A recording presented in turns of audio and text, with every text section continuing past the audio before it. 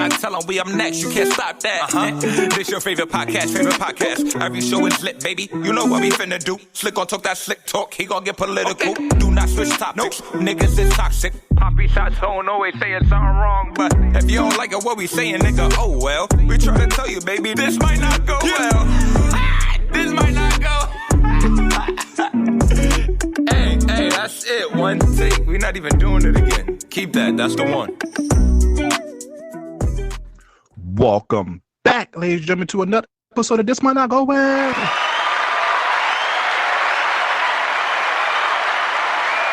Yeah. Episode 139. We in the building. You already know who it is. It's the host with the most, B Breezy, aka Poppy Size Zone. Yes. What's going on, everybody? It's your boy Slick Grayson. How y'all doing out there? Yeah. Please download the Alive Podcast app on iOS or Android, and please follow us on all social media at This Might Not Go Well. If you need branded deals, business opportunities, please email us at thismightnotgowell@gmail.com. All right, episode 139, weekly check-ins. How you doing this week, brother?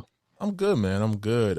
Definitely, I've been playing ball, so I'm definitely walking around. I don't know if I have a broken toe. I don't know if I popped something in my foot. It's not fun right now. That recovery time. Ever since I made that comment a couple weeks, bro, every time something happened, it's like, ooh, you out. I've been day to day for like the last month. So I'm going to go get it checked out, I think, because I'm like, this is no pain. Like I don't like any pain I've ever felt. But on some nerd shit, I just been, trying to tap back into just not even nerd shit, but just trying to have fun. And I was like, damn, this is going to be a little team. I was in the bathroom and I was just thinking about Star Wars. What? Yeah, no, it's wild. It's funny. I was like, damn, like, we're at that age where all this shit that we grew up on is getting rebooted. Same with what happened to our parents, but I think for our parents, they had like the first generation of stuff. So we got like kind of like the prequels, and now we got the sequels and shit. And I think we all can admit, like, you see how Marvel's about to do their rebrand and like they reset after they do the next big Avengers movie and whatnot. I'm like, Star Wars kind of fucked up because a lot of the shit that they got going on, they did it on shit that people wasn't watching. Now they're referencing it in like mainstream culture with like Ashoka, The Mandalorian, etc. Which I, as a fan, I'm happy for. But I'm like, them sequel trilogies was ass. Rey, female Jedi, black stormtrooper that should have been a Jedi that didn't get it. The Han Solo movie was Busuda. I liked Han Solo because I felt like we ain't ever really heard his backstory, so it's like we can't really say it was wrong. But I'm like, niggas know Luke Skywalker wasn't going to turn his back on the Jedi Order after all that shit. You feel me? Niggas know, like we all in every version of Star Wars, his family members joined the dark side. But come on, my nigga, they only had one kid between all them niggas. You feel me? So, and one thing that and this is funny, I really was taking this shit and I thought about this. I was like, yo, they introduced this concept and they did it in Ashoka. If you watch Ashoka, where it's called the World Between Worlds, and nigga, they brought Anakin Skywalker, Darth Vader, like in the flesh, brought that nigga back in 2023. And I was like, if they were smart, what they would do, because they got all this world building, but when they do all this shit, then niggas don't talk. So they fucking have all these different people on the shit. Literally, all they have to do is say that whatever happened in the sequel trilogies, it was a manipulation in the world between worlds by the Sith. You send like all the main niggas. So you get old ass Luke Skywalker. You built like an Avengers of the Star Wars universe to go to the world between worlds to fight the Sith and all the different characters. And then, similar to what they doing in Marvel and DC and shit, reset the fucking timeline. You know what kind of reminds me of? It kind of reminds me of Kingdom Hearts. Bro. Kingdom Hearts, like, because everybody knows from Kingdom Hearts 2 to Kingdom Hearts 3 is probably over a decade between those two games. But in those two games, they released Game Boy Advance, Nintendo DS. They even had like a mobile game that tied into the... So it kind of reminded me of that, though. It's too many pieces, but it's like, it's real lit characters. How can you have them all, like, to tell me, like, yo, after 40 years, oh, by the way, this was happening, which makes sense. Other shit happened in the galaxy, but, like, they've invented some great characters, and you don't really get to see them interact, and we've lost RIP, Carrie Fisher. We've seen people in Star Wars pass away. I know I'm being, like, a super nerd. Like, I'm going to start showing y'all more of this side, too, especially on Slick Talk, which will be on the Patreon. I did my episodes, too. Fuck you, bitch. But... It's not me, nigga. I've been asking to do the Patreon for years. Anyways, yeah, like, I just feel like you could put them together, you could give them their big moment, and then you reset that shit. You really built in a cheat code. We could go back and redo episode 7, 8, 9, and niggas not even gonna realize it. It's like, oh, you could keep Rey, You keep all these characters. You can have Ray go back, like literally have Ray pop back up into fucking the new timeline, and you bring back Kylo Ren or you bring back Ben Solo. You let Luke be a hero. They recasted all these characters. Why the fuck not? But yeah, that's what my mind is right now. I'm like, I could be thinking about work and love and all that great stuff. You know what they got to bring back? Knights of the Old Republic. That game was the shit. But they're doing a movie about that. They're doing a movie about that too. But that's my point is like, they got so much happening, but it's disjointed. Like even with Marvel, bro, like we already know what the plan is. They going to go through Kang Dynasty. They going to lose. Then apparently what the plan is, like our Avengers will lose in our timeline. And then the TVA from Loki is supposed to bring like Wolverine, Deadpool, Tobey Maguire, and Andrew Garfield, Spider-Man, Blade, like all those characters that are in different universes, maybe introduce a couple other ones. And they're going to go join our Avengers and fight Kang and the Beyonder in the last one. And at the end, they're going to reset that shit. Side note, do you think they should recast Black Panther? I think that if they do what I'm hearing they're supposed to do, they don't have to recast Black Panther. They're going to recast everybody. So I think that we still get to honor our T'Challa. So basically at the end of Secret Wars, what's going to happen is that like everybody's going to disappear on some shit. And it's going to give us a new world with new characters. Like Iron Man's going to come back, but it won't be Robert Downey Jr. It'll be the black girl. I mean, not even. We're going to recast Tony Stark. We're going to recast Captain America. We're going to recast Black Panther. We're going to recast all those characters with new actors. Everybody's old.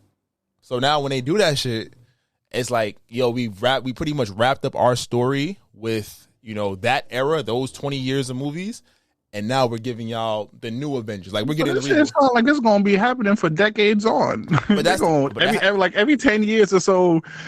Starting a new universe. But it's more like 20. But at the same point, that's what happened. What always happens in Hollywood. At least this way, even if we get new characters, they might redo some stories and make them better. They might, do stories that they didn't touch before because they didn't know how to do it. It gives them that leeway. You're right, because DC is going through that right now. They're scrapping everything now.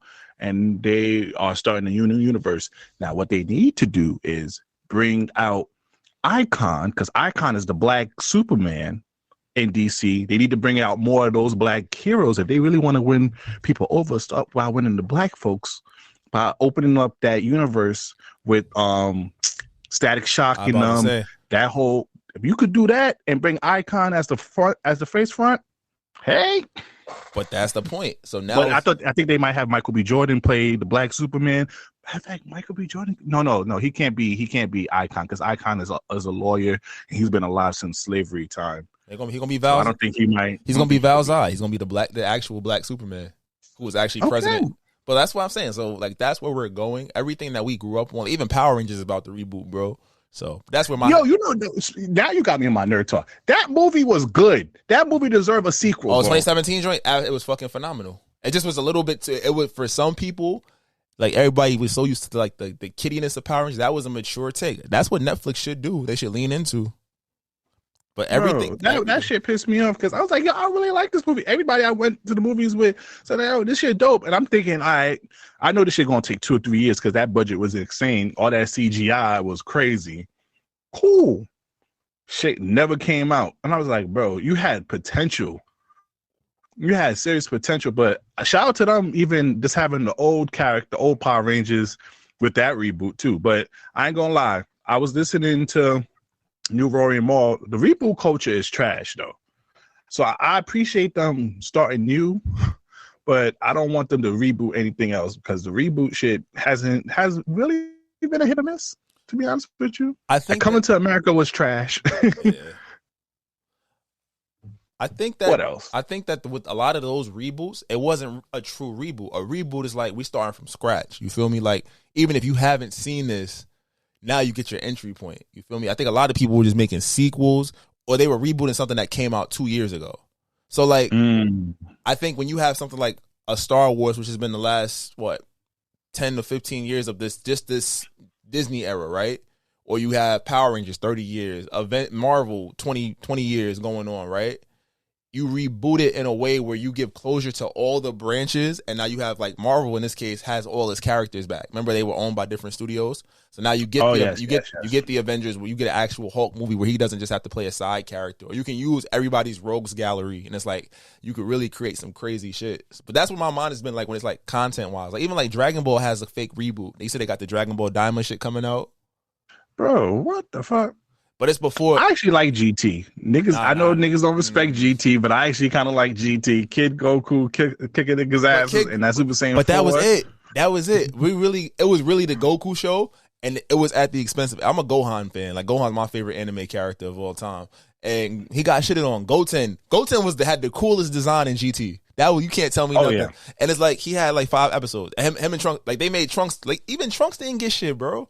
But this new shit's supposed to be before Super. So it's supposed to be in that 4-year gap between Z and Super. That's why they're not going to have, that's why Beerus isn't in it. But it's like, it's also weird because Supreme Kai shouldn't be a child in that shit because he was still fused with Kibito. So it's like, but Akira Toriyama's doing the script. But even that shit is like, our classics are getting revamped or rebooted. And it's like, as a nerd, you appreciate the effort as long as it's done right. We see what's happening with Marvel. Like, these niggas, they tell a nigga do a movie, we got to introduce this character. Like, they violated King and Ant-Man. But thankfully, shout out to Loki, they fixing that shit. So, I'm really big on, like... But you didn't like King and Ant-Man? He lost to Ants. And King always, he always loses the first fight, like in the comics and the cartoons and shit. I just think it was frustrating because it was like, Jonathan Majors was acting his ass off. And you had... you had high leverage actors in the movie. Oh, I forgot I had a tattoo. That's funny. And but you're not. I just looked. I was like, "What the fuck is on my arm?" But you had like high leverage. You had the chance to tell a great story. And I think ever since Spider-Man: No Way Home, I think that they have great ideas for stories, but they're leaning into like novelty. Like Doctor Strange should have been amazing. Ant-Man should have been good. Ant-Man has not been a bad movie. You feel me? Yeah. But we've been. Let's jump back in. Well, how you feeling? What's going on with you? Oh man, I'm doing all right, man. You feel me? I'm excited. You know, my niece is going to UA. Hey. I'm happy following my uncle over here. You feel me? Also going to homecoming. So if you in homecoming, you feel me? HBCU of the North. I'll be there, even though it's gonna rain though. But you know, if you see me, you know, holla ski. You know. But overall, I'm doing okay, man. I'm finally getting my stuff together now, so I'm starting to take my project management classes now. I'm also taking some other classes, certifications, and also I got my good annual review, so niggas appreciate me at this job. So I'm like, okay, let me get my shit together. And then also, like I've been saying, I've been like mentally preparing for the last month or so for SAD. You feel me? I ain't making sure I ain't kicking my ass this year. You feel me? So overall, I'm doing all right, but I want to get into some serious news first, and it's going to be real quick because like we said in the previous episode, we're going to be very sensitive with this topic, but I just want to send healing energy, like for real. I'm prayers to everyone that's being affected over there in Palestine and Israel, because I'm seeing the images, the videos, I'm seeing people who passed away, people who injured, missing arms and limbs. And there's a lot of stuff, you know, in the media, you know, yeah, Jada and all that good stuff. But oh my God, we fail to forget there's people going through crisis every single day. Hospitals being bombed. I'm not going to really get into much of the politics or which side is that type of thing. But Jesus, just prayers, just honestly, and good prayers, and I just hope we can resolve this conflict, because I'm tired of seeing not only just people but the kids, man. I just seen too many kids, bro. Nah, that's offending. I think that the heartbreaking part of it is like last week I definitely played it neutral, but I think that it's being painted publicly, at least, as, you know, Israel versus Hamas, but a lot of the damage is being done to all the Palestinian people, and I think that the input from other nations about, well, if you join in and you do this and you do that, then it's like as a setup for a bigger conflict. And I think that to your point about seeing people die, children die, women and children, like it's not okay. You understand me? And I think that when you see, like, you're not trying to what's what I'm looking for? You're not trying to take away, for lack of better words right now, from anybody's experience, but it's also like, we got to call a spade a spade. If you're saying this against a group of people, but you're taking out everybody that looks like them, that's a problem. Granted, whatever issues have been systemically, historically between the two regions, that still doesn't give it a right to completely try to extinguish a people under the name of going after a specific group, you know? So I really hope that we can come to some kind of resolution for this. But I also think it has to be some understanding that, you know, loss of life or because we're frustrated or we're upset or whatever is happening is never okay on either side. And we can't we can't recklessly attack in that respect. Beautifully said. Now on to entertainment news. Funny Marco. All right. He just released a video on his Open Thought channel, you know, with G Herbo and Southside. Now, since that white girl took his style and ran away with it and making millions of dollars, Funny Marco still continues to deliver his dry humor. But a lot of people had a problem with this episode with G Herbo and Southside. What's your whole thoughts on that, Slick? Hold on. First, you talking about that white girl that does the interviews? Yeah, Bobby. Oh, she basically took it. So what happens was he was kind of like one of the first one or two people on her podcast, and she kind of like took his whole flow because he does like he been doing the dry humor stuff like she trying to do. So that's kind of like his spiel, but everybody has been on G Herbo and Southside on how they handle it. Niggas do a drink. Niggas broke his 30K watch. I'm just saying right now, and he also released a statement talking about, you know, even though he felt, you know, affected by that interview, he still released it. At the end of the day, bro, you are a man, and you have full control over that. If you didn't like what it was about, if you felt some type of way about it, either you do something at that time or you don't release that footage, bro. Everything is pub though. But it's not like it was not like regular people recorded it. They're in your studio with your crew. You edit this, you put this out on your own, and you basically. So I'm not condoning what G Herbo and Southside had done in that interview because I think they was trying to do his dry humor, but they kind of failed at it. But bro, if you really had to, because my thing about it is he really spoke out against it, but I'm like, bro, you released it, bro. You know, niggas don't care until they see the feedback. And then, you know, so yeah, you have any thoughts on that or not? I saw it pop up. I think that one, to be upset and to be creating content don't have to be mutually exclusive. But I also feel like to the point of like you put it out. So once you put it out, like going for sympathy after that, like you still knew it was going to do views. And it's your job to sell your content.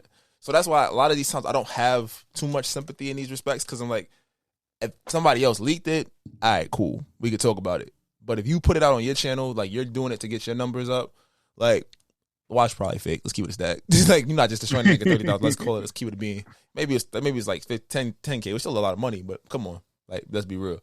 And I just feel like we do a lot of stupid shit to go through to get that clout, to get that, you know, that issue. I haven't sat down and watched the full video, but I can give it a listen and give it a look.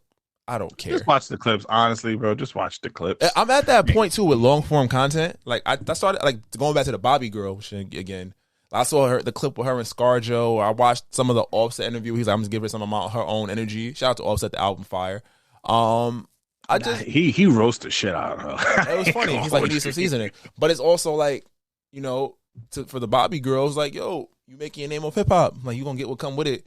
And as niggas, we've always learned. We always gonna go back. Even me, I watched the interview last week. I didn't even think about it, and I was like, oh shit, I'm really giving this girl views a view. Like, you feel me? It's entertainment, but it's also like at the expense. Like then we get mad when she goes and sees Scar. She's like, oh my god, can I do your hair? Can I fix your hair? Like when she's genuinely starstruck and she's getting interviews with some of the biggest people in our culture. It's like, I don't give a fuck. You know? Yeah, that's a fact. So. Now, it's like RICO's been going out everywhere. We had Donald Trump, Young Thugger. You might just get hit with the RICO. That song was fire. DJ Envy, I ain't gonna lie, he felt like Beanie Siegel. I could feel it in the air. Yeah, so that music video, niggas looking around, the cops surrounded. So, as you know, DJ Envy is possibly involved in a real estate RICO. The Ponzi his partner, you feel me? Cesar Pina is being alleged in a multi-million-dollar real estate fraud scheme, and he's been charged in complaint in one count of wire fraud. He has pleaded not guilty and released on $1 million bond, and also he's placed on house arrest. But this is I want to say this because I ain't gonna lie to you. They raided, the feds raided the iHeart office looking for shit on all DJ Envy. And I kind of feel sad because I don't know if you saw what he said online. He basically was like, bro, I didn't know he was stealing money from niggas. I don't need to steal money from niggas. I've been making money my whole entire career, but you trust a nigga, the nigga that looked like Flat Joe. Shout out to Donald Rollins. And look what happened, bro. What's your thoughts on the whole DJ Envy facing the RICO over here? First and foremost, regardless of money status and whatever, if something sounds too good to be true, 9 times out of 10 it isn't true. You feel me? There's some kind of catch or con that is going to potentially bite you. And I mean, we talk about PPP loans, even though a lot of people got off, but niggas look like us went to jail. You feel me? Yep, that's offending. You feel me? So a lot of times those things aren't what they seem. Is real estate a great business? The same thing like having an LLC. Is it a great thing to have? You can do it the right way. Absolutely. But there's a lot of pitfalls and legality that can get you hemmed up real quick. Like, you're not just going to write off everything that you do and think this, they never coming to get you. You feel me? Somehow, some way, you made how much money, but you claim how much of a loss? What? Oh, you earned this property, that property, that property? I respect what Cardi B said about real estate more than I respect anything DJ Envy said. She said, yo, I'd rather buy a bag. I know it's going to retain its value. We got niggas that's not paying rent. You feel me? And it's like, it's more of a hassle to take them to court about shit, especially in New York and the surrounding area, than it is to just be like, fuck it, you got it. I'm not fighting you. So for Envy's respect, it's just like, bro, you got to know who you're getting into business with. And once, he said that, I saw the clip with Charlamagne. Like, Charlamagne said, this shit a Ponzi scheme. Yeah, nigga, it probably was. It was too good to be true. If y'all making money hand over fist and you just come in and put a little bread in and you eating like a king, without doing a lot of work. Not saying he probably wasn't doing work, but a lot. Like, you can still run all your media empires and the car show and everything. Nigga. You lucky that nigga wasn't selling drugs. Come on now. Like, bro, niggas gotta be more smart these days, bro. You can't sit here and really think, oh, I'm gonna give this nigga 10K and I'm gonna get back 25. And I'm literally sitting on my ass. Like, bro, that's not gonna happen, bro. I ain't gonna hold you, bro. That shit is not gonna happen. Now, the reason why they are investigating DJ Envy, he didn't necessarily, because Cesar said that he had nothing to do with the schemes. But the thing about it was he went on DJ Envy platform multiple times promoting these services. So the problem that the public have with DJ Envy is, bro, by letting him come on your platform, you gave him credibility. So usually, like what you just said, if you was just you, Slick, just going to people asking them for money, say you could flip it, niggas would tell you to get out of here. But if you was on Breakfast Club, the number one syndicated radio show, and the niggas over there is hyping you up, and then you go to niggas and niggas might give you their bread. So that's why DJ Envy is catching a lot of flack, because he used his credibility to basically back the scheme. And that's fucked up, because your boy Cesar, you thought your homeboy had your back the whole time. He was using you. And you know what I think it was? I think he borrowed some money to pay off some other shit. And then he continued that, thinking that he's going to make it back, especially now he got the credibility of the Breakfast Club, and look like it bit you in the ass when you couldn't start paying people back. Think you just got too much, you got too much chip on you got too much dip on your chip, brother. So hopefully, because now what they're saying now is iHeart might have to let go DJ Envy now due to being a part of this investigation and everything, which is kind of crazy now, because then that Breakfast Club reign is going to be over if that's the case. Because we know Charlamagne got other projects that he going to jump on. He's not going to do the whole Breakfast Club by himself. I think at this point, though, too, it's just talking heads and chemistry. I think Charlamagne has a lot of his personality. You can get two people that work together to join him. You get another young lady, you could flip the dynamic to where you can still make it work. It's just like, is it going to? He wants to do TV. He wants to do talk shows. So what he did with his show on Comedy Central, that's something that he's been wanting to do. And I think he fucks with Breakfast Club because, you know, it's something that helps propel him in other spaces with his other projects. But if that shit falls apart, he's not doing a lot of radio show. He's not going to try to hold it up on his own. He's going to go straight to talk shows and do that, because I think that's what he's been trying to do forever now. It just hasn't been picking up well. Because look at him now. He's going to be hosting a daily show on October 30th to November 2nd while they're trying to find a new host for that. They've been trying to find a new host for that shit for like a year already. It's like, you might as well just rotate it, turn that shit into like, I think that's where you kind of get the energy. Like, we're not going to get another Jon Stewart or Trevor Noah. Let's allow people to have like residencies at the Daily Show. That shit could be tough. Because you say, give them 2 weeks, see what they hitting for. And then eventually you could rotate them in and out if you find like a good couple of people that give different perspective on different topics. Maybe even a panel. That shit could be tough. That's a fact. But Slick, let me ask you a question, yo. Let me ask you a question, yo. What happened? I told this girl to give me head because I need it. But if I fuck with you, then I might eat it. Niggas talking about when it's going to repeat it. What the fuck, bro? I'm one away from Mike. Nigga, beat it. Drizzy, Drake, Rogers.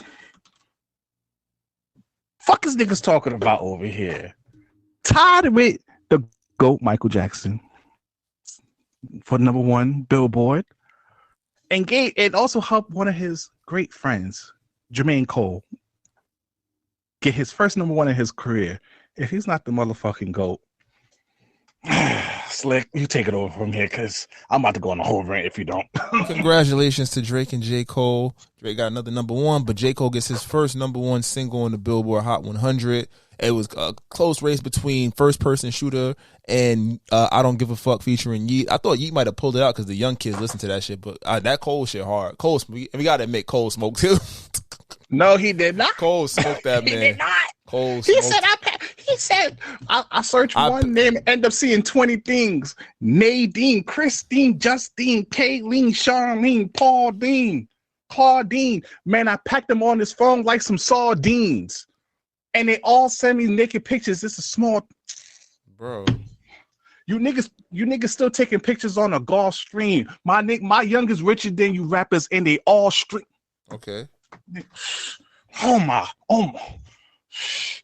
Once again, my youngins is richer than all you rappers, and they all stream. And that's a fact. Shout out to Castanet and Aiden Ross and them. Oh my goodness. Nigga address YB immediately. I'm not even gonna go with the first verse. Come on, boy. Nigga so thirsty to put me in beef, dissecting my words and start looking too deep. I look at the tweets and start sucking my teeth. I'm letting it rock because I love the mystique. Still want to get me a song with YB. Can't trust everything that you saw on IG. Just know if I dish you, I'll make sure you know that I hit you like I'm on your caller ID. Nigga was talking, bro. Bars. I told Jimmy Jam I use a Grammy as a doorstop. Fuck a Grammy. Still nigga. in this bitch getting bigger. They waiting on the kid to come drop like a father to be. Love when they argue the hardest and see. Is it K-Dot? Is it Aubrey or me?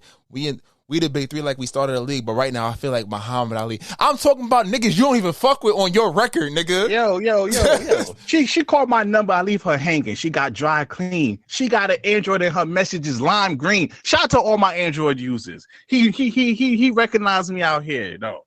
The one that they call when they shit ain't connecting no more. Feel like I got a job in IT. Rhyming with me is the biggest he look like mistake. A nigga that work in IT. Rhyming with me is that the look like biggest him. mistake. But then he cleaned it up. The Spider-Man meme is me looking at Drake. Like, he literally came with a nigga like, niggas hit me when they need their shit to connect. I really hate that you've been selling them false dreams. Man, if your pub was up for sale, I'll buy the whole thing. You saw what he did with Pharrell Chain. Don't let none of his enemies' pub go for sale, my nigga Joe Budden, Pusha T, because he buying that shit. Pump it up. What you talking about? And also, it automatically beats J. Cole verse because he beat Michael Jackson while mentioning Michael Jackson in that song. KO. Come on now. I'm not saying Drake shit wasn't good. I just said Cole I know smoked him. you're not saying that. Cole smoked him on that for bar. Drake, Drake, the punchlines alone, bro. Yeah. Drake just said Drake said I got hoes, I got money, I'm that nigga. Cole said, nigga, I'm the best. And I'm saying it on your song. The beat switch was nice. He said Spider-Man looking, we both the GOATs. That's after what he saying niggas hit me when they shit don't connect. No. But he was just on Little Yachty's the secret recipe talking about it's not like the Drake effect. He already know he don't got the Drake effect. He doesn't. He knows. But that's it. We said commercially nobody's touching Drake. But bar like nigga. I know that. I'm just saying. I'm just combating what you're saying. I'm about to say every Cole verse outside of that Gucci verse, niggas have to play that shit like, oh shit. Bro. He said, "Girl, give me some head because I need it. But if I fuck with you, then I might eat it. That head is medicinal. That's nasty. That shit is medicine. That means because I need it. It's an addiction, ma. I can't function without some head. Come on now." Cole really told him. And if the head is that good, I might lick your cat. Come, that just sound like a nigga that's just horny. I all horny. Sound like a nigga that's horny. I was like, where is he? Never mind. Shout out to Drake and Cole. I think he had 7 songs in the top 10. Sexy Red shit is fire. I don't know, niggas that don't like Rich Baby Daddy is wilding. It's the Ratchet Happy Birthday, bro. It's for the women. He made that for the women. That's Cesar song. Niggas gotta listen to Drake's album, understand that he has different audience. All the songs in his album is not gonna be for you. He has different audience to play for. It's either that or he has to release separate like EPs and put it together, like a hip hop EP, dance EP, R&B EP. When you listen to a Drake album, understand that not all the songs is going to be meant for you unless you are part of all his audience. That's fair. I think he has to do with like views, how he went through the seasons. He got to just go through the seasons of different music he want to hear. Like the different vibes, like you got the controller vibe, you got the, starting off in the fall type shit where you just like you just sad, you think about shit, you get to those cold winter months. That's what you got. I want to shout out. So now I'm raising my grade to B+ because shout out to DJ Vibes. Go check out his mix. He's gonna release some more mixes this year. We told him to drop some more shit. Look on our Instagram. We be sharing his shit. So now I've listened to it in a car, and he be zooming and shit. I ain't gonna lie, the shit went from a B to a B+, bro. Playing it in a car and letting that shit, because DJ Vibe didn't listen to the album at that time. He didn't listen to it, so he was like, "Fuck it, we're gonna go to Brooklyn. I'm gonna play it." Shit, I even started liking the 21 Savage song because that shit was in a car. I was like, "Oh shit!" You can't just play that shit, right? You gotta play that shit with the good headphones or in the whip. Like you have to play that shit. So right now, I said the potential to A-, but right now it's at a B+ because I heard it in the car. Even the Toxic records, my nigga, was sounding amazing. Maybe I need to get a new headphones, but hey, also I ain't gonna lie to you. Let the album go. Real quick though, let's shout out the homies because the homies definitely got left. Shout out to Wifey. She set up a guys' night for us, so we all got to get together and have a little. I was gonna bring that damn Toxic segment. It's fine. We can go back to that, but just definitely shout out to the fam. Y'all know who y'all is. Like literally the whole team was outside. I was like 10 of us in the spot. So we probably missing a couple, but like literally the fact that my brothers got to come together, we got to celebrate, and we trying to do that more often. That definitely, he was first person shooter mode. Shout out to her. First person shooter mode. Real quick before we get to sports, because we got a lot of stuff to talk about sport. I'm excited for the new Wale on Black Ferron. I want you one request, Wale, is to finish that song with Jamie Foxx that you had on the last project, Dearly Beloved. But I'm excited for Wale. He's been quiet this whole time, and I know he's going to have some heat on there. Hopefully it's well received by the public because I always love Wale's album. He always have majority of the tracks I always fuck with. He's dropping an album or a single tonight? No, not tonight, but he just said that he has a new album coming out. And also he signed, and also I want to shout out to him too. He signed to Def Jam Records. So shout out to him for it because he'd be emotional about his music career. So I'm glad he's in a good place. That's offending. Now sports. Oh man, real quick, Shannon Sharp. It's been already a couple of days, but my nigga, they roast the shit out you, bro. You was looking like Medea. They niggas made you like a school lunch lady. I ain't gonna lie to you, my nigga. Whoever put that lipstick on you, bro, they don't care about you, my guy. Don't get them fired, but that shit was hilarious. Did you see some of the memes of Shannon Sharp? I saw a couple of them. He definitely like somebody gay auntie or they gay uncle, however you want to look at it. He like the nigga from what's it called? Wigs on him. He like the nigga from Soul Plane, the gay what's it called? The gay flight attendant. Yeah. So Shannon Sharp, you already know you got roasted, but Slick, you want to talk about the back-to-back champs? Shout out to the Las Vegas Aces. I was actually at the game last night. They beat the Liberty in 4 games. They included a 70-69 W last night on the road, down 2 starters. Bro, I was there. The Liberty lost that game. A'ja Wilson is the best female player in the world. She might give some of these men right because her skill set, bro. I think when you watch the WNBA, the craziest thing is like you have to think about how skilled they are. And not saying they're not athletic, but they're not jumping 40 inches off the ground. They're not clapping and dunking every play. You know, the athleticism can't overcompensate for lack of It's a team sport. Bro, no. A'ja Wilson put them on her back. And I was like, I didn't realize she was left-handed, bro. The way that she made moves with her left and right hand, going like hit the 2 dribbles to the rim, blow past the center on the mismatch, and then she locked up, bro.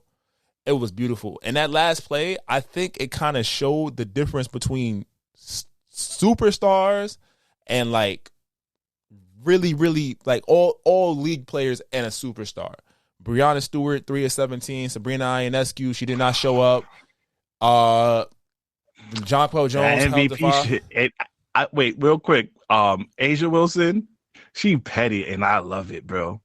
She's on her Twitter right now. Oh wait, she was going over the pick because I think she got like a 4th place vote and shit like that. She letting niggas know. I love it though. But continue. Nah, bro. The energy was there, and it's just like that last play. It was like for all the shit that Liberty was talking, Vegas out thugged them.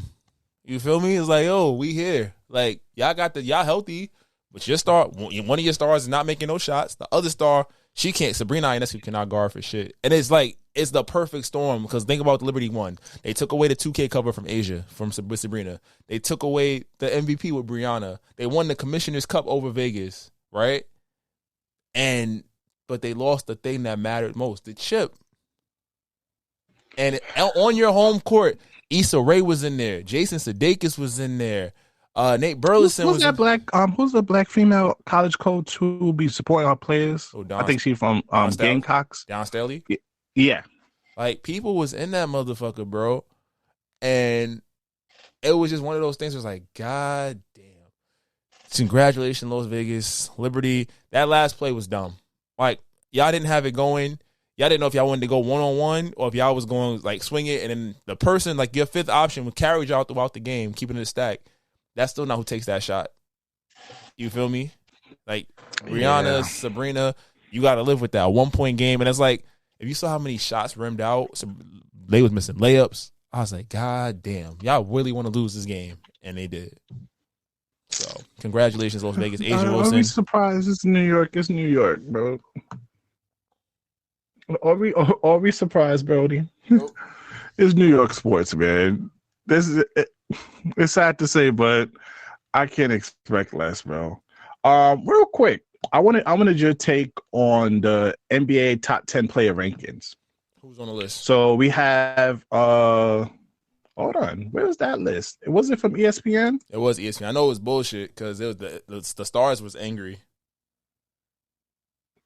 Yeah, because what you gonna call it? Everybody was on one. They had Giannis again at number 1, which is kind of crazy because he got swept and he wasn't the MVP. Then you had I know you had Joker at the 2nd, which was kind of crazy. And then you only Lakers had both AD and LeBron 9 and 10, which was just not bad. I'm trying to find that list that everybody was talking about. Number 10 was Anthony Davis. Number 9, LeBron James. Number 8, Shai Gilgeous. Number 7, Kevin Durant. Number 6, Jason Tatum. Number 5, Stephen Curry. Number 4, Luka Doncic. Number 3, Joel Embiid. Number 2, Nikola Jokic. Number 1, Giannis Antetokounmpo. Giannis shouldn't be number 1. He's in the top 3 though. He's in the top 3, but it should have went Joker and then Joel because Joel is the MVP and Joker is the Finals MVP. You got to give them that. I would argue that I still would put Giannis at number 1 only off of the strength that he's going to do it on both ends. We're talking about individual player accolades. I know Jokic is an offensive system to himself. They had the benefit of longevity. He's 1B. Don't get it twisted. I just think that he's going to shoot and score, but I think that with Giannis, I guess actually no. I think you're right. Jokic could be number because you don't have to build a team around Jokic. You can get from whoever he's going to make it happen. But I would think that if you're the MVP of the league last year, because this is based off last year work. If you're the MVP of it, you should at least be top 2. That's my thought process. But I think in general, it was more of a Giannis was hurt, was banged up a lot last year. And I think Embiid's game has always flourished, 2-time scoring champ or whatever, going crazy with the numbers, but it's always been predicated on health, and he don't win. Like, you feel me? Giannis has won as the one. Nikola Jokic has won as the one. Doncic and Giannis haven't won. I mean, Doncic and Embiid haven't won as the one. You feel me? And I think when you get into that top 5, top 7 category, you want guys like I personally might even move Steph up a little higher just off the strength of I know he's won it and he's been the guy.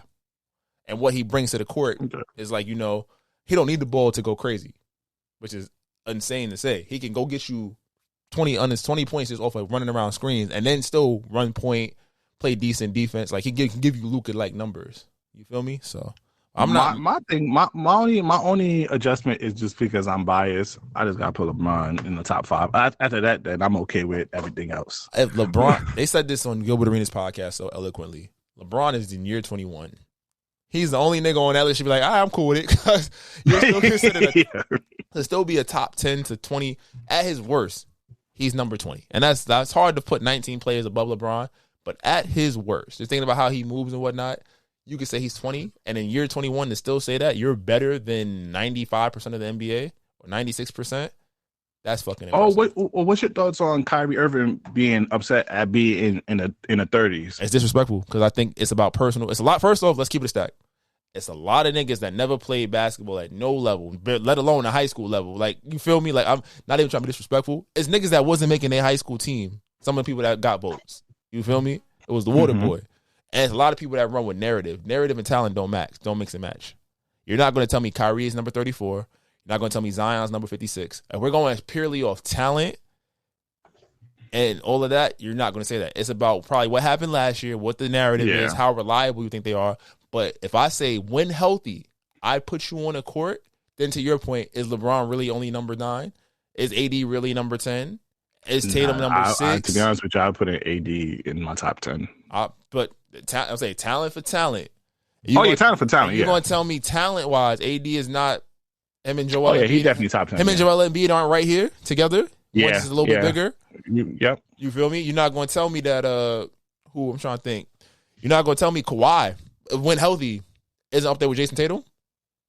You feel me? Oh, I have him over Jason exactly. Tatum. So that's why these lists are skewed in that. So it's like, who's going to have an impact this season based off of what stories and shit we've heard? I'll give that to you. But I'm not going to say you're definitively better. I think that's what the conversation kind of twisted. Yeah, I think people want to know the criteria on this list, but I think they're just basing it off last year. Now, if you do base it off last year, I can see why you put Zion at where he's at, because when he was healthy, he was averaging a bunch of points, but then he didn't really play. And then Kyrie was going through that whole situation with the whole thing and also getting traded. So I can see why they put him in the 30s. But then if that's the case, if you're using based off that, what about AD? AD missed a lot of games last year. So he should definitely not be in the top 10 if you're basing off what happened in the court and injuries and all that other stuff. But then you also got to argue he was in the playoffs. And even though it was every other game, those games he was on, they won. You feel me? They knocked off two higher seeds, and it's like they just ran into a buzzsaw. So I agree. Real quick on the Kevin Porter Jr. situation, bro. This shit is crazy to me now because I don't know what we're supposed to say now. The victim, we're just gonna say the victim because I'm not gonna say girlfriend or ex-girlfriend because I don't know their situation now. The victim of the situation, WNBA star, I can't pronounce her name, so I'm not gonna butcher it. Made a statement saying that my injuries don't support any of these claims, that he didn't hit me, he never balled his fist up and hit me, and he didn't punch me in the face numerous times. That is a lie. I do not have any injuries to support that. She basically is denying all claims that Kevin Porter Jr. abused her. And after news of him being traded to Oklahoma City, where Oklahoma City waiver him immediately after the trade was cleared. And I Slick, this shit's type hard because from the start we only had that he just got arrested for this. We didn't see no images.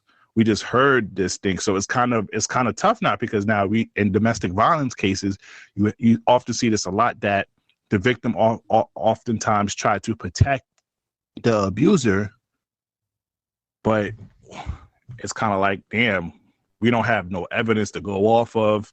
Now are we gonna not stand up for the victim or not believe the victim now too? So this is a weird case now because both two people lives are basically in crisis now. Absolutely. And I think that the NBA made it as a business. Teams made it as a business with the trade. I was like, even with the trade, it's like, gosh, like that's even nasty. Teams is like, all right, we're going to work this way. Even though it was for him to get waived, I think the NBA should have stepped in and just waited his contract. I think it's tough because it's like, yo, he's a valuable asset as an NBA player, but as a person, he's scummy. Same thing with Miles Bridges. Because I'm like, his story don't make sense neither. So I think like a lot of athletes are, I'm going to say straight up, they're little boys. I think as men, we've talked about how men grow up and mature at, slower rates. And a lot of times when you get money, that makes it even slower because you get stuck. I can have whatever I want. It's like a kid in a candy store with hundreds of dollars or millions of dollars, right? So you really just hope whatever happened, he gets the help he needs because this isn't the first time that we've heard about some crazy shit happening around him or with him.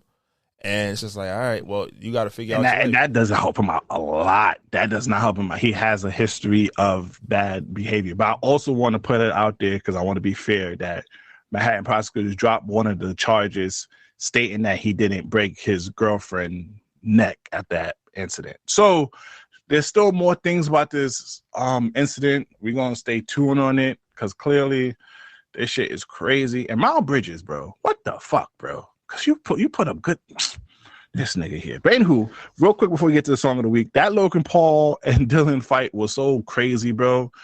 Slick, I ain't gonna lie, this might be the end of the YouTube boxing thing. Because, bro, how the fuck did you build up this shit, had niggas in cages going after each other for a lackluster fight like that, bro? It was never about the fight. It was personal. Niggas just wanted to see them niggas fight. That's why it's not going to go anywhere because it was spectacle. Spectacle will always win. But Dillion, that nigga pissed me off because you're not going to sit here and talk about my fiance was sucking dick. She's a whore, doing X, Y, and Z, and then we get into the ring, bro, and you don't put up a fight. He got his bread. He don't give a fuck. Yeah. Anywho, KSI got robbed, but let's get to the song of the week. All right. If you listen to this on YouTube, please exit and go to one of your favorite streaming platforms, most likely a live podcast network, and go listen to the rest of the song. Or you can find our song of the week on Apple Music playlist or our Spotify music playlist. All right, Slick, what's your song of this week? First and foremost, I've been singing a lot of these Drake songs, but I'm going to keep it going. This song that we're playing today, I think I chose BBL Love. So, yeah, this is BBL Love for all the dogs. Yes, BBL Love. That's one of them ones. And then my next record, this guy, I shouted him out earlier. He dropped a nice little project. The boy Offset. This is Offset and Don Toliver. Worth it.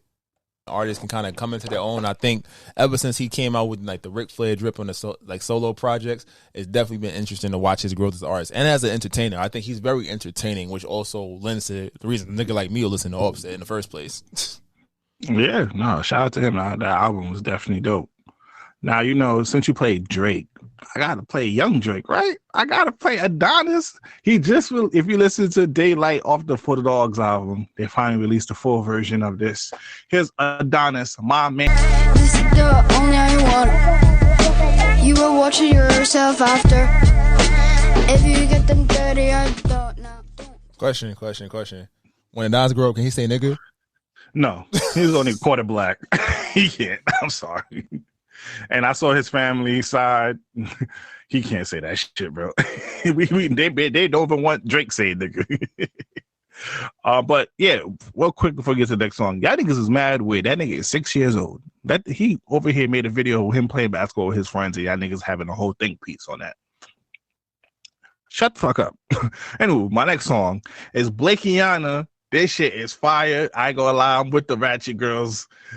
Here's Blakeyana, Bing Bong. Oh, Blakeyana. I ain't gonna lie, she has some quotables. Pulling him on him, and he said he can stand hoes. That's a fact. Don't pull me on me. Don't do that. I only pull on me. Okay, you don't do that on me. And then she said, I'm the. You could be the type to give him peace. I'm the type to give him hell. That was a bar. I heard that. I was like, ooh, she stand on what she said. I respect that. Stand on business, Blakeyana. All right, please. Yeah, go to Apple Music playlist or Spotify News playlist and listen to our people's songs of the week. But that's not what you're here for. You're here for the people's choice, the people's favorite. Slick, drop it. I can be toxic, but so what? You gonna love it here. Shit, fuck is you talking about? We have fun over here. It's very fun here. It's fun indeed. Welcome, ladies and gentlemen, to the Toxic Service announcement. All right. This TSA is brought to you by us. For you. FUBU. Alrighty though. No guest host this week. But I ain't gonna lie, we got a couple guest hosts for November. It's gonna be excited. But I just wanted a little update on the Jada and Will Smith debacle. I just wanna, I kind of want to issue an apology. Maybe I was a little too hard on her. Cause I think a lot of stuff that she said about her marriage was talked about in Will Smith's book and other previous interview. I think one of the things that kind of really tipped me off about Jada was just her recap of the Oscar slap. I think throughout this whole duration of them being in the news, we all thought that there was an open relationship, but Will Smith has done his best to maintain the public view, maintain a good image of their marriage. And I think Jada just doesn't care, and she doesn't move with the same grace that Will has. But they both said the same thing. So I can't really be too hard on her. I think what really pissed me off about her was just the way she handled the question about the Oscar. Just saying like, oh, I didn't hear him call me his wife in years. That wasn't needed. That was in-house business. That man stood on business for you and slacked the shit out of a nigga. You should have stood in business for him in that interview. I just want her to carry the same grace. Because also for the women that was talking about, oh, Will Smith is not being, they've been separated since 2016. He has already dealt with this, went to therapy. He wrote a book about it. He's comfortable. Yes, he's not bothered. You're not going to see no official statement, even though he kind of trolled on his Instagram account about that. Obviously, he's not going to do it. It's 2023. He done work past this. But I just didn't like what she said about in that interview. But other than that, I would like to fall back my hate on Jada. What's your thoughts, Slick? Who you fucking that got you talking this bullshit? Come on now, they listening, bro. Fuck that. Yeah, they said it. This might not go well. Let me find my center.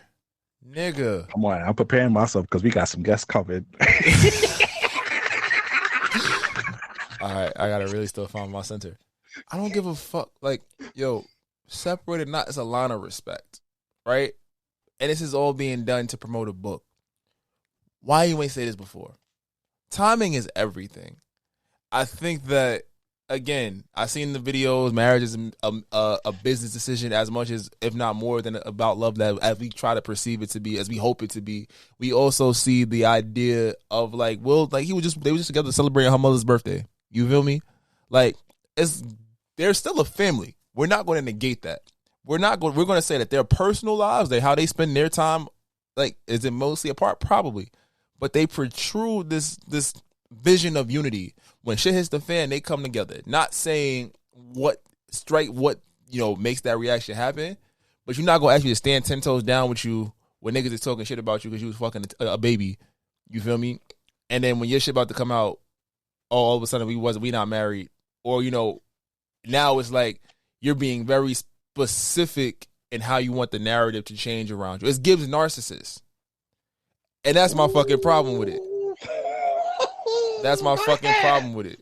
I think that a lot of times in people's decisions, yes, narcissism plays a role. But this is like, it's veiled as, this is just my truth, it's my story. It's your convenience. It's the convenience of the story. You're telling the story in this way to shed light on how you feel, what you feel is important. You was married to one man, and as much as Tupac was a friend to you, that was a sore spot for your husband. He had to live with them jokes and shit forever, even before social media went crazy. In his book, bro. And you still, even to the day, like he posted a nice, you don't have to post shit for your birthday. You posted Pac. You feel me? He's had to endure that. And not saying Will has never probably done anything wrong, but in terms of publicly embarrassing his wife, that's one nigga you haven't had to worry about. You feel me? There's a nigga who's trying to give his woman the world just to show I'm worth it. And I think that validation, is it selfish on his part? Yes, I'll give him that. But it's selfish and narcissistic on her part to always try to absolve herself from blame because it's like, I want to do that. That's bullshit. That is straight up narcissism. Niggas do it too all the time. And you don't say when niggas do it, we don't call them out on it on this podcast. Shit, when I do it, I have to reflect them to go to my therapist and like be reminded, like, yo, you on some bullshit right now. And I respect that. Sometimes you got to call a spade a spade. So I'm not going, like, when I saw people capping, like, oh, Will's doing this and that, shut the fuck up. Because y'all the same people that be like, I wish a man would do X, Y, and Z for me. And then when a nigga do it, oh, you're not the right nigga. Fuck out of here. Miss me with that. I agree. No, I agree. So, and also, what I mean by moving with grace was Will Smith was doing his thing, but if you remember that Red Table Talk, he looked at her like, I told you fucking with that young nigga would have came out. He basically said, like, I told you not to do that, fucking with that nigga, because all his things, NDA, certified, shut up, they sealed and locked away. But that's the thing. Go ahead. There's a way to navigate that, bro. Exactly. NDAs. Yo, we gonna do it. This is what it's finna be. That nigga made a hit fucking song. Can we play? Hold on. Keep talking. Oh, no. I didn't expect him to go off like that. This is a real quick update. No, I'm going, because we're not going to play that game where because, they were separated. No, we are legally married. Shut the fuck up. Tell the story in a way where it's not belittling and demeaning to me when I'm still on this downward spiral in my career for reacting to some shit that involved us. If I can be embarrassed with you, you're not going to add to that and distance yourself from it. We sharing the house. We sharing the life. Them niggas, he just literally posted a picture at her fucking mother's birthday. Not saying he can't have love for his mother, but they're in that shit. Like, come on. He's still telling the story, yo, regardless of what's happening outside this house, this is my fucking wife, which legally it fucking is. But then she out here fucking nigga that's going to put this shit out. Special moment in history.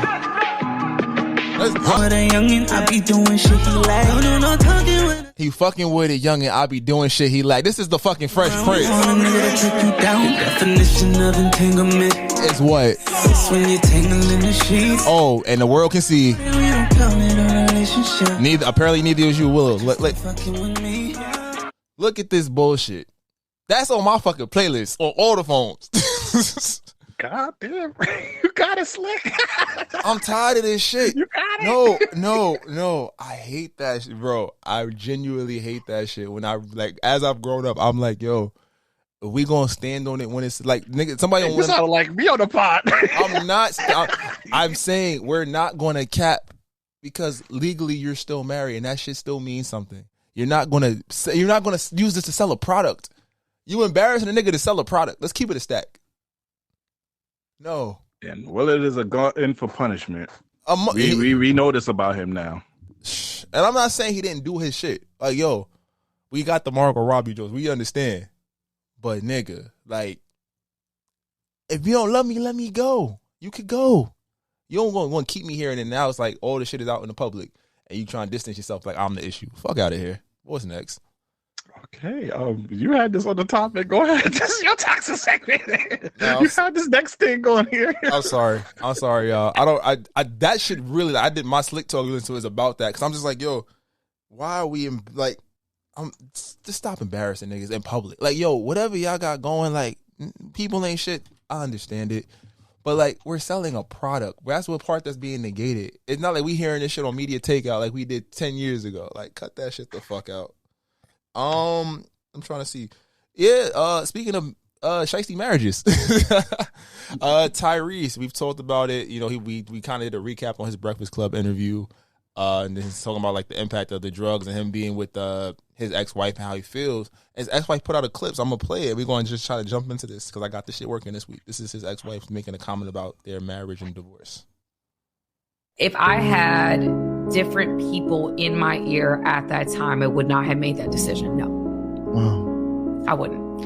And that's the truth. I try my very best at this point in my life to be what I didn't have in that moment. because I think that I was, women were like, I'm an extremely emotional person. People that know me know that about me. I'm the kind of person. Sound like a whole lot of clarity and cap. But yeah, if you didn't get the point, essentially Tyrese's ex-wife says that if she didn't have the people around her that she did at the time, she would have never filed for divorce from that man. AKA she listened to her whole friends. That's basically what it meant. You listen to your whole friends. Oh, you could get a lot of nigga. You don't need him. Fuck it. There's always a better option. Get the bag, mama. And look what happened. Now you sad. Bro, it's one of those things, like, I think growing up, and I've been doing a lot of reflection about this in the last, like, probably especially like the last 3 years or such.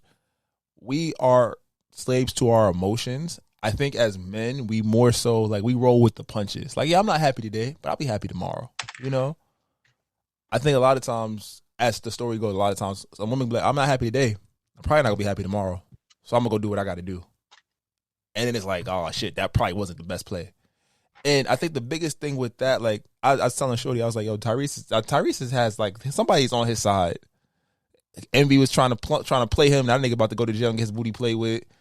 Fucking, you know, him, he got back in a new relationship. He said, like, that shit hurt me because I did not see that shit coming. And I think as a man, all men can sympathize with that, because it's like, when you don't, it hurts the worst it's two times. When you don't see it coming, you still can't justify what happened, or you noticed it happening before it happened and you tried to prevent it. You tried to address it before it became a thing, and it's just like, no. Yeah.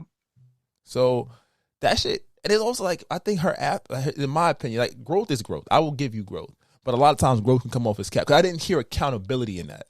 I didn't hear, you know what, I fucked up. I hurt him. I made a poor choice. I heard her deflect to other people, which raises. Yeah, I didn't have the right circle around me, so that's why I made the wrong decision. No, you made the wrong decision because of you. As a fucking adult too, I'm like, any choice I make is my choice. It's not a you thing. It's not a them thing. It's a me thing.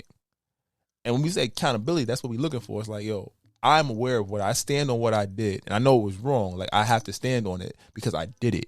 You feel me? So to say Tisha, Larissa, and Shanana, whoever she was hanging out with, was the reason that she divorced her husband, and she said she was madly in love, and she goes, like, if you listen to the clip, she was like, I go through emotions. We all do as people, men and women. But again, that commitment to marriage and that shift, that push to be like, yo, I'm in this with you, like, in sickness and health, like, that's real. That's why important. They make you say an oath for a reason, bro. They make you say it for a reason, from sickness to health and all that good stuff. They don't just say it because it sounds good. They say it because it means something, bro. So it was just one of those things. I heard it, and I was like, yo, I get it. 'Cause I knew, like, everybody know they got the uncle or the cousin or the brother or the sibling or somebody who lost a good one. Excuse me, you know. And the way they talk about them. And for Tyrese, the way he was talking about it, like, he was upset because he's like, I just don't get it. I was trying to be who I thought I was me, but trying to be what she needed. Now, was I perfect? No. But shit, don't think I deserved how this went.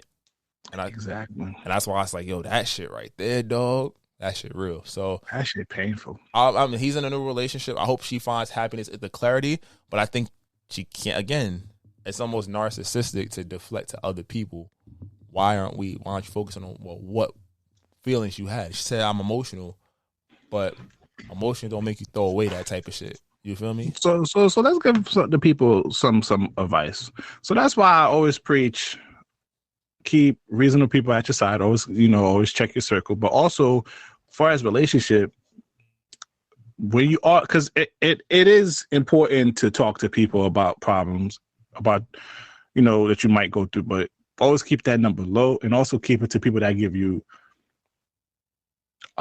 non-biased opinion. Because oftentimes what people don't understand is when you complain about your partner, because that's a lot of reason why I don't accept what she said too, because it's kind of like you going to your friends and what you most likely are doing, you're telling all the negative things that your partner's done, and most likely you are not either telling what you've done wrong, or you're not emphasizing what you have done. So your friends most likely have a biased view on the situation that y'all going through. That could be the case. So, and they on your side already. So off the rip, yeah, they're going to bad talk your husband. They're going to tell you these things and you might get influenced by that. Oh, go ahead. Oh, I'm just going to piggyback with that. Or sometimes they just want you to be down bad with them. Oh, yeah, that's you could misery love company. Yeah, you could have a good one, but it's like, shit, nigga, we could be in the club. What the fuck you doing, girl? Get that money. Let's go. I don't have what you got. And you got to understand, people be jealous of you and you don't even know. That's why you're supposed to have people that keeps it real with you, that calls you out when you need it. Because if you find out, because I often see that with a lot of friendship, not just with, some people will have people that would just and no, just when people talk about their relationship, they only emphasize what that person do. When they want to talk about what their partner's wrongdoing, they emphasize that part. They don't emphasize what they have done or their reaction or how is that. That plays a part to play the whole story. So I'm only getting this one side of the story. That's why I can't even blame her whole friends like that. Because depending on who they are, they could have just got one side of the story over here. Of course, they're going to sit here and shit on your partner. And then also, if you're such a high emotional person, you should at least follow the 24-hour or the 48-hour rule. Yeah. When you high emotion and you feel some type of way, sleep on it. Let 24 or 48 hours. If it still bothers you to the point where it's interrupting stuff, then you bring it up. But then you have a better chance of communicating better than in that moment when you high off emotion. And now now you can gather up your thoughts and gather up your words and communicate better. And I don't, so that's a little advice for people out here. Good facts. Now, eating ass. How did we get here? Okay, so we talked about us, the boys hanging out. So during this hangout, whenever you hang out with your boys, you find out new information about them that you didn't know. So we over here joking about something. You can mention it if you want to, Slick, because that's your stuff. But anywho, we find out, we talking about, oh yeah, you're gonna eat her from the rooter to the tutor. He's like, no, fuck it, I might get eaten from the rooter to the tutor. And it was like the record scratch. Hold on. You want the girl to flip your leg like a convertible? And he was like, yeah. And side note, it went to a whole gangbang ass licking thing. I don't know how that went to that. We should have recorded that. I'm not gonna go too in depth on how we got to that part. No names. But found out niggas is getting their ass eaten out here, and there was a divide.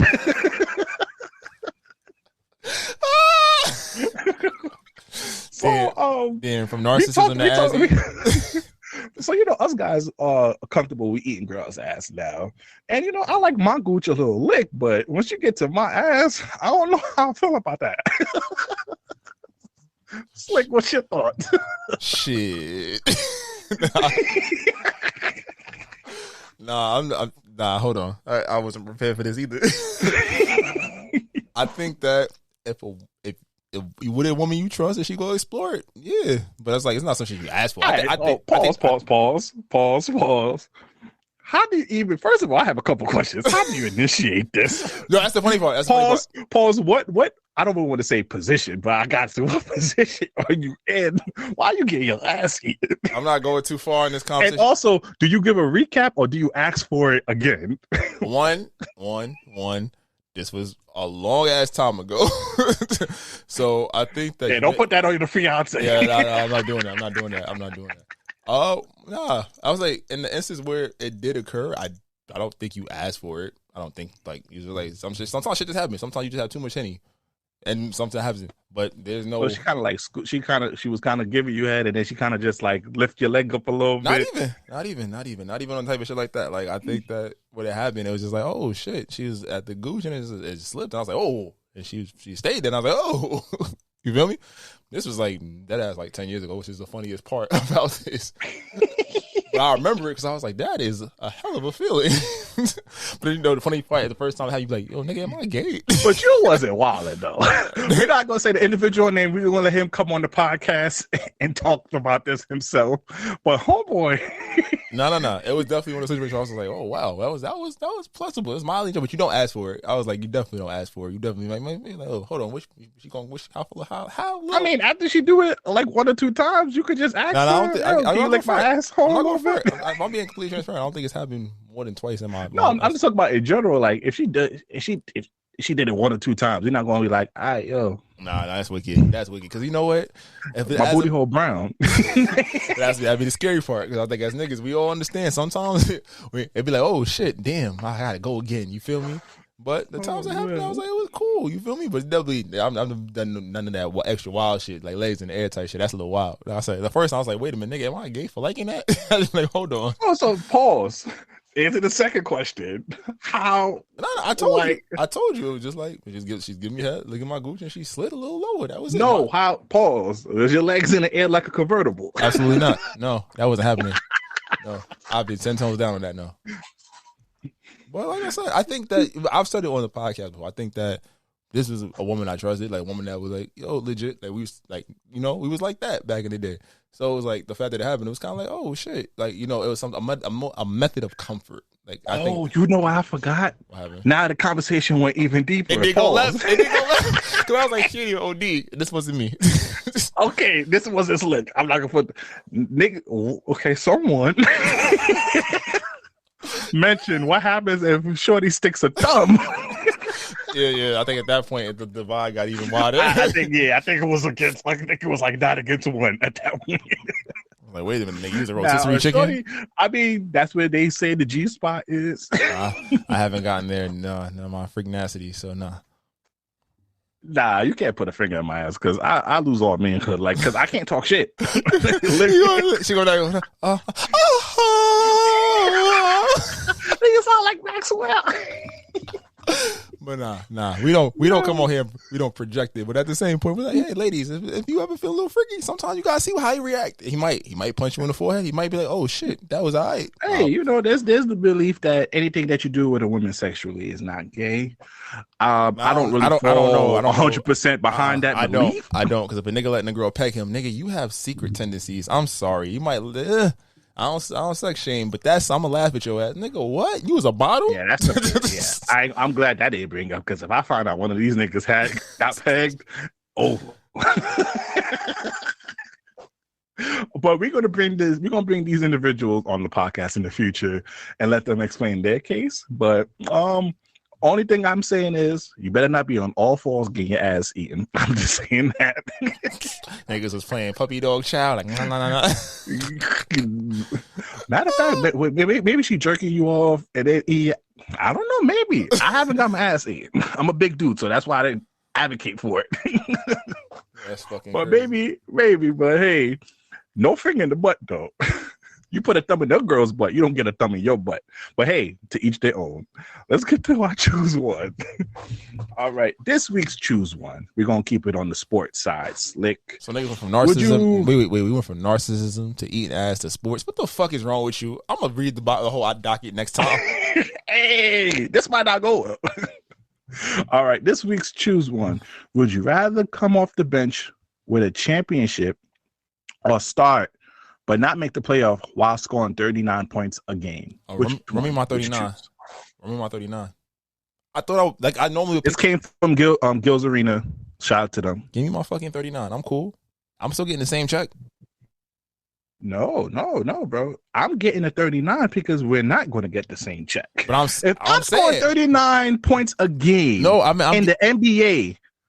Max contract, baby. That's what I'm saying, though. I'm going to get my money. I'm good. And how long? I come off the bench when I'm like 34. My knees bit messed up. Like, all right, y'all, I'm on my way out. But I'm gonna get you're not. Part of the question that happened on Gil's Arena is if you do score 39 points a game, you're never going to win a championship. But if you come off the bench, you're going to win a championship. I'm good. So it basically asks: is championship that important, or being a man is that important? I want to be that nigga. Speaking of narcissism, fuck that. Yes. Let me, like, in real life, like I'm fine either way. But if you tell me, like, yo, you can go get a ring and be the sixth man, unless I'm like Andre fucking Iguodala or something where I'm winning finals MVP off the bench and shit, and I'm going to always be remembered, I'm going to get my points. That's a fact. Because you know what, 39, would you rather be Kenny Smith or Charles Barkley? Now, Kenny Smith is famous and liked because of his commentary on NBA on TNT. He's not famous for his role on the Houston Rockets back-to-back championship. That's Fendi. That's right. That's Would you rather be Charles Barkley, regarded in the top 75 player of all time list? That's basically what it is. Would you rather be Kenny Smith or Charles Barkley? I'm Charles Barkley. You put me on all the commercials. Because look what happened. Look at Allen Iverson. Never won a championship, but goddamn it, Hall of Fame. You can't talk about his influence on the game. If you're scoring 39 points a game, my nigga, you're not only going to get max contract, you're going to get wild endorsement deals. You're going to be set for life. That's like the other conversation. Would you rather earn $50 million in your career and win a ring, or get $100 million and never win a ring? Nigga, give me that 100, because there's niggas that won championship ring that's selling that shit for less. Give me my extra 50. Let me go be that nigga. You feel me? All right, though. So that's the end of the episode. Please download the Alive Podcast app on iOS and Android, and please follow us on social media. This might not go well. If any branded deals, business opportunities, please email us at thismightnotgo@gmail.com. I'm the host with the most. Him Duncan, him Turner, you feel me? Him Wilson, B Breezy, AK Poppy Sazon. It's your boy Slick. Remember, I'm a civilian. Y'all be great, and we out of here. Took out. Just take the beats. Try to tell them we up next, you can't stop that. This your favorite podcast. Every show is lit, baby. You know what we finna do. Slick gon' talk that slick talk, he gon' get political. Okay. Do not switch topics, niggas is toxic. Poppy shots don't always saying something wrong, but if you don't like it, what we saying, nigga, oh well. We try to tell you, baby, this might not go well. This might not go. Hey, that's it. One take. We're not even doing it again. Keep that. That's the one.